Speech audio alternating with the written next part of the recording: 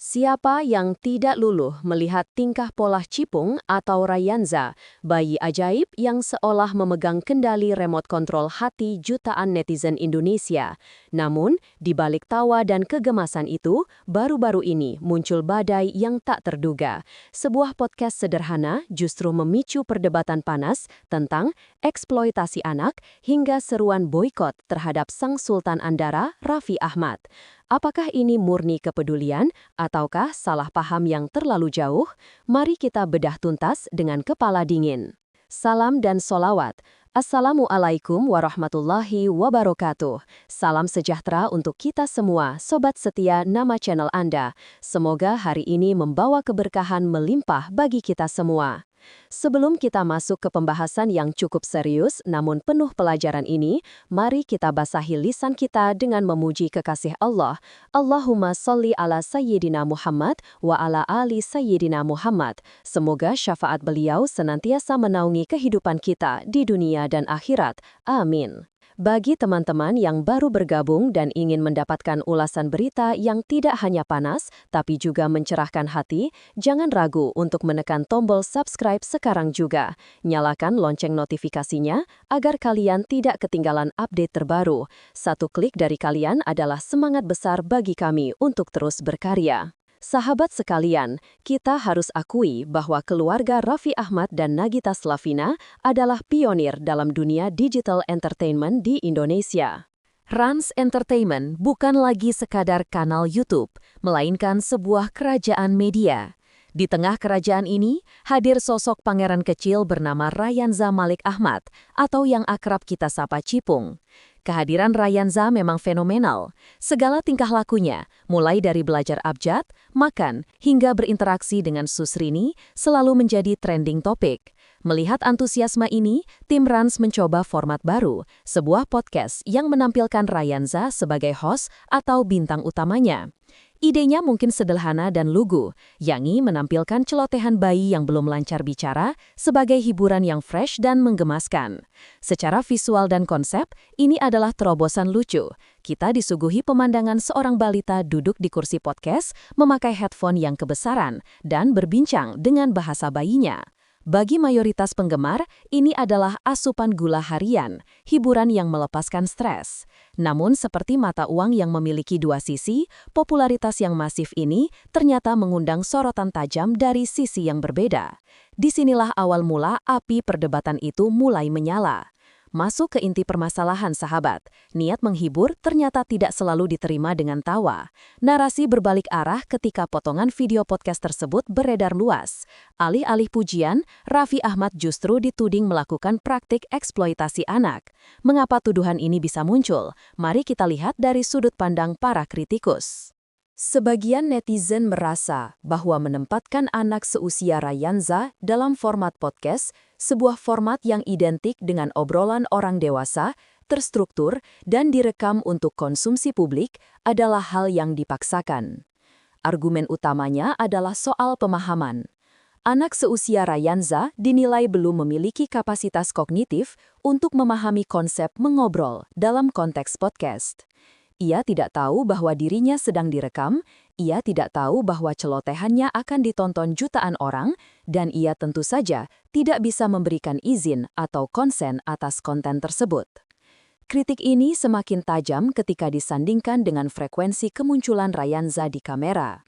Ada kekhawatiran bahwa masa kecil yang seharusnya penuh dengan privasi dan kebebasan bermain tanpa sorotan kamera, perlahan tergerus demi kepentingan konten dan AdSense.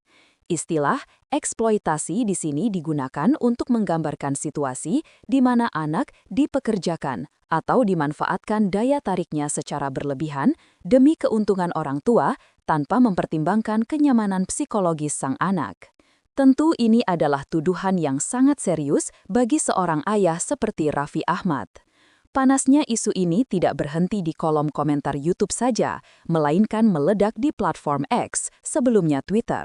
Seperti yang kita tahu, karakter netizen di X cenderung lebih kritis dan vokal.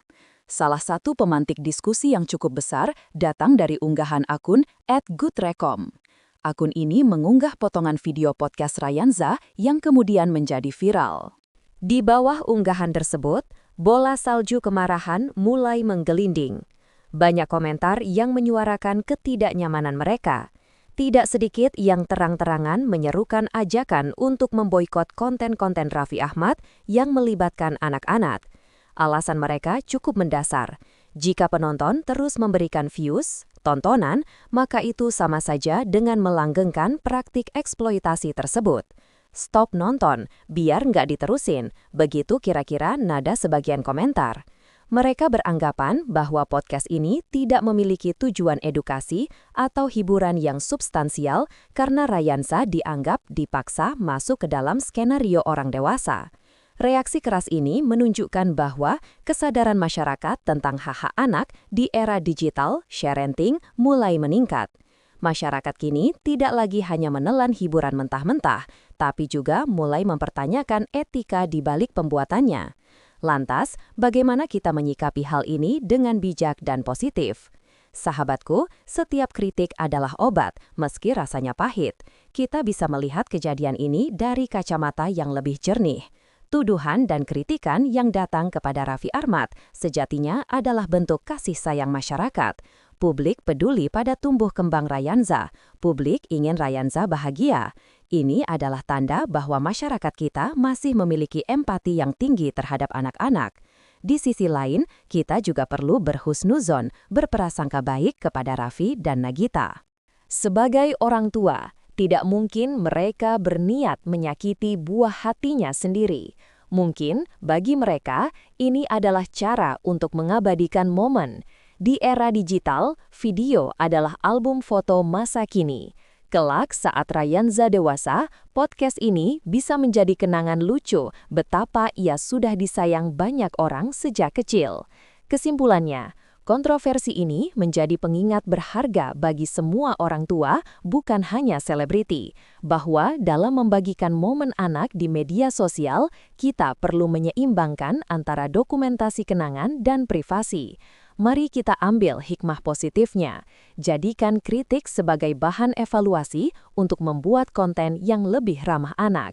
Kita doakan agar Rayansa tumbuh menjadi anak yang soleh, cerdas, dan bahagia, terlepas dari sorotan kamera. Kita dukung para kreator untuk terus berkarya, namun tetap mengutamakan etika dan kesejahteraan keluarga. Semoga Allah Subhanahu wa Ta'ala senantiasa menjaga keluarga kita semua dari fitnah dan menjadikan anak-anak kita sebagai penyejuk hati, qurrota a'yun. Terima kasih sudah menyimak pembahasan mendalam ini. Ambil baiknya, buang buruknya. Jangan lupa like jika kalian setuju bahwa anak adalah amanah yang harus dijaga dan share video ini agar lebih banyak yang mendapatkan pencerahan. Wassalamualaikum warahmatullahi wabarakatuh.